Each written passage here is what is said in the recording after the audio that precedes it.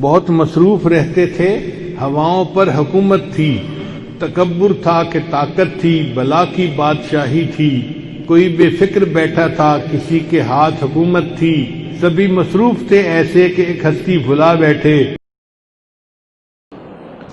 الحمد للہ وکفی وسلام علی عبادہ الذین اصطفی، اما بعد، قال النبی صلی اللہ علیہ وسلم اعوذ باللہ من الشیطان الرجیم، بسم اللہ الرحمن الرحیم، امن یجیب المضطر اذا دعاہ، وقال علیہ الصلاۃ والسلام الدعاء مخ العبادہ، او کما قال النبی صلی اللہ علیہ وسلم اللہم صل علی سیدنا محمد وعلى آل سيدنا محمد وبارك وسلم، اللهم صل على سيدنا محمد وعلى آل سيدنا محمد وبارك وسلم، اللهم صل على سيدنا محمد وعلى آل سيدنا محمد وبارك وسلم۔ واجب الاحترام معزز علماء کرام و حفاظ اعظام اور بزرگان محترم اور عزیز نوجوانان ملت، اس پرفتن دور کے اندر اللہ تبارک و تعالیٰ نے آپ کی اس بستی کے اندر، اس مسجد کے اندر ہم گنہگاروں کو اللہ تعالیٰ نے یہاں پر بیٹھنے کی توفیق دی۔ اللہ ہی کے فضل سے ہم سب یہاں پر بیٹھے ہیں، بغیر اس کی توفیق کے کوئی انسان کوئی عبادت نہیں کر سکتا۔ اگر توفیق رب نہ ہو کسی سے کچھ نہیں ہوتا۔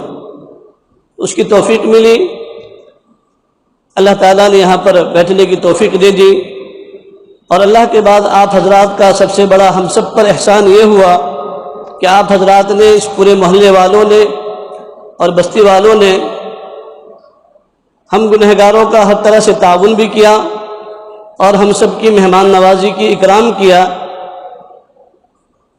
لیکن ہم اس پر شرمندہ ہیں کہ جیسے اللہ کے گھر کا حق ادا ہونا چاہیے تھا ہم نہیں کر سکے، اور جو اعتکاف کا حق تھا وہ بھی ہم سے ادا نہیں ہو سکا، اور جو یہ حزب البحر کا عمل کرنا چاہیے تھا وہ بھی ہم سے ادا نہیں ہو سکا۔ اللہ بھی ہمیں معاف فرمائے۔ آپ بستی والوں کا جو حق تھا، کچھ نہ کچھ ہم جیسے گنہگاروں کے ذریعے سے آپ تک کوئی بات پہنچنی چاہیے تھی، نہیں پہنچ سکی، اس کے لیے ہم آپ حضرات سے معذرت چاہتے ہیں۔ لیکن آپ حضرات خوش نصیب اس لیے ضرور ہیں کہ آپ کی اس بستی کو، اور خصوصاً اس مسجد کو، اور اس مسجد کے امام محترم مولانا محمد طلحہ صاحب کو، اور تمام ٹرسٹیان اور ذمہ داران اور اس محلے کے نوجوانان اسلام اور اس پورے بستی ہی کے بلکہ سارے ہی ایمان والے بھائی اور ایمان والی ماں بہنوں کی شاید کوئی نہ کوئی دعا، کوئی نہ کوئی جو اللہ کی جو ہے نا بارگاہ میں پہنچی ہوگی کہ اللہ تبارک و تعالیٰ نے اتنے خیر کے لیے، اتنے بڑے خیر کے لیے آپ کی اس بستی کو چنا اور ہم جیسے گنہگاروں کو توفیق دیا۔ ہم 3 دن آ کر کے بیٹھے، ماشاءاللہ آپ سب، آپ کی پوری بستی کے ذریعے سے الحمدللہ ہماری خدمت بھی ہوئی، ہماری سوچ سے زیادہ آپ حضرات نے خدمت کیے، اس کا بہتر بدلہ آپ حضرات کو اللہ جنت میں عطا فرمائیں گے۔ ہم فقیر ہیں، ایک فقیر دوسرے فقیر کو کیا دے سکتا ہے؟ کچھ نہیں دے سکتا ہے نا۔ اور سب سے بڑا بادشاہ ہے جو احکم الحاکمین ہے اور جو غنی ہے وہ اللہ ہے، اس لیے کہ اللہ خود قرآن میں کہتے ہیں یا ایھا الناس انتم الفقراء واللہ هو الغنی، اے لوگو تم سب کے سب فقیر ہو، اللہ غنی ہے۔ اور اللہ نے یہ بھی کہا انما الصدقات للفقراء، کہ صدقہ تو فقراء کے لیے ہے۔ تو ہم اللہ سے دعا مانگے کہ اللہ جب تو نے ہی کہا کہ میں غنی ہوں اور تم سب فقیر ہو، تو بے شک اللہ ہم سب فقیر ہیں، آپ غنی ہیں، اور آپ ہی نے کہا کہ صدقہ فقراء کو دیا جاتا ہے۔ ہم زکوٰۃ کس کو دیتے ہیں؟ صدقہ کس کو دیتے ہیں؟ غریب کو دیتے ہیں نا۔ تو ہم سب غریب ہیں، فقیر ہیں، محتاج ہیں، اللہ لا محتاج ہے نا۔ تو ہم سب اس باری تعالیٰ کی بارگاہ میں مانگنے کے لیے آئے ہیں، لینے کے لیے آئے ہیں۔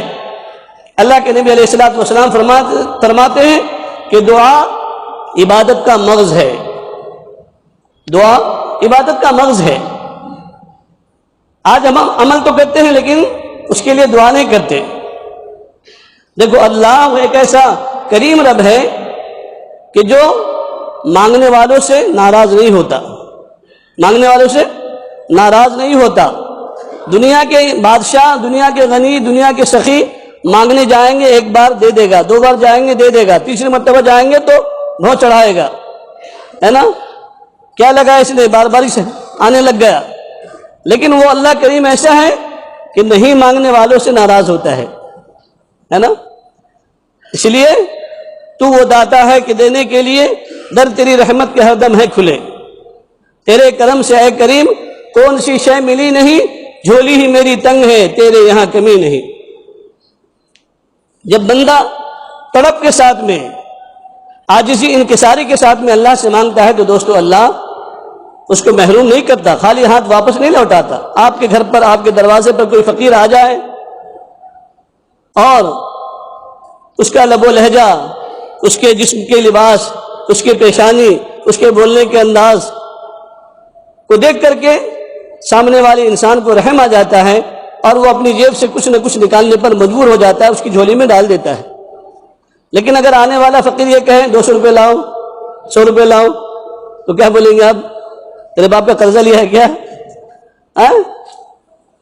ہاں، اسی میں اگر آپ یہ کہنے کے انداز سے دیکھو آپ کریم، آپ کا خاندان کریموں کا خاندان ہے، آپ کے باپ کریم، آپ کے دادا کریم، پردادا کریم، ہے نا، اچھے لوگ تھے، نیک لوگ تھے، سخی لوگ تھے، سخاوت کرتے تھے، کبھی دروازے پر آتے تھے تمہارے تو ہم کبھی خالی ہاتھ واپس نہیں گئے، تو فوراً وہ دل میں اس کے ایک جذبہ پیدا ہوتا ہے، ایک محبت آتی ہے کہ بھئی ہمارے خاندان کی ہماری تعریف کر رہا ہے، چلو دے دو اس کو کچھ نہ کچھ، وہ محروم واپس نہیں لوٹاتا۔ تو دوستو جب دنیا والوں کا یہ حال ہے تو وہ اللہ تو اتنا بڑا کریم ہے، دینے کے لیے بیٹھے ہی ہے۔ وہ تو کہتا ہے کہ میرے بندو میں تو دینے کے لیے بیٹھا ہوں، تم مانگنے والے تو بنو، تم مجھ سے مانگ کر تو دیکھو، غنی نہ کر دوں تو کہنا، ہے نا دوستو؟ تو اللہ سے مانگنا سیکھیں۔ اور ہمارے حضرت جی پیر صاحب دامت برکاتہم ایک بات فرمایا کرتے ہیں کہ دعا مانگنا بھی دعا مانگنے والوں سے سیکھنا چاہیے۔ ہر چیز سیکھنے کی رہتی ہے، ایمان سیکھنے کی ہے، نماز سیکھنے کی چیز ہے، علم سیکھنے کی چیز ہے نا؟ ہاں، اسی لیے تو دعوت کے میدان میں چلایا جاتا ہے، چلو نکلو 40 دن چلا، 4 مہینے 3 دن، کیوں؟ تاکہ وہ دین جو اللہ کے نبی علیہ الصلوۃ والسلام ہمیں دے کر کے گئے ہیں، وہ دین ہم کا تعلق اللہ سے ہو جائے اور ہر ایک انسان اپنے رب کو پہچاننے والا بن جائے۔ سمجھ گئے نا دوستو؟ ہاں، تو اس وقت میں یہ جو حالات ہم سب پر ہیں یہ کیوں ہیں؟ ہم اپنی زندگی کا جائزہ لیں، ہے نا؟ اپنے گریبان میں جھانکے ہم ٹٹولیں کہ آخر کیا وجہ ہے؟ اتنے بڑے حالات کیوں ہیں؟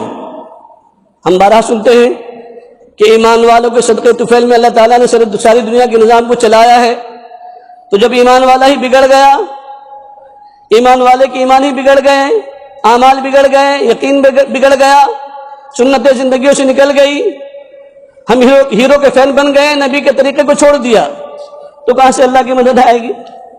میں نے کل بھی عرض کیا تھا نا کہ فین اس کے بنو جو پوری زندگی ہمارے لیے روئے ہیں، ہے نا؟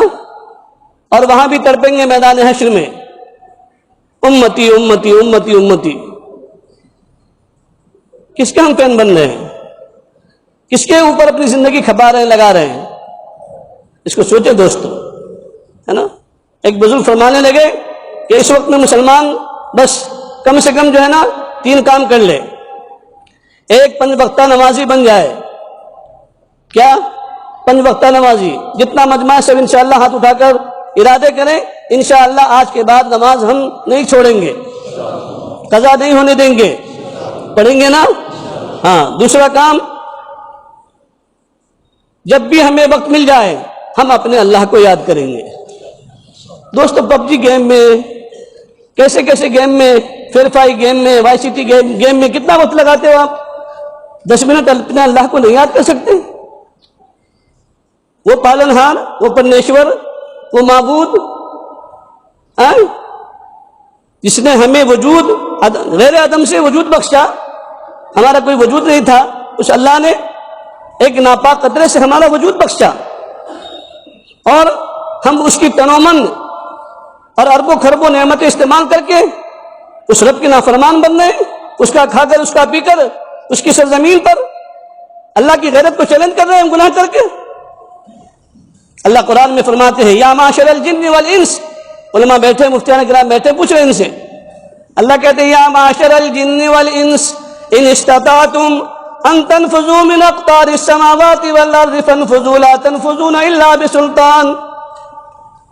اے انسانوں اور جناتوں کی جماعت، اگر تمہارے اندر طاقت ہے گناہ کرنے کی تو تم کیا کرو، میری زمین سے، میرے آسمان سے نکل کر کے تم گناہ کرو۔ آ جائے گا انسان، نکل سکتا ہے انسان زمین سے باہر، آسمان سے باہر؟ پھر ہم اتنے بڑے رب کو کیوں ناراض کر رہے ہیں دوستو؟ تو کیا کریں، ایک 10 منٹ وقت نکالے، 15 منٹ وقت نکالے، اپنے گھروں کے اندر ہے نا، سب مل کر کے بیٹھ کر کے اپنے اللہ کو پکارے۔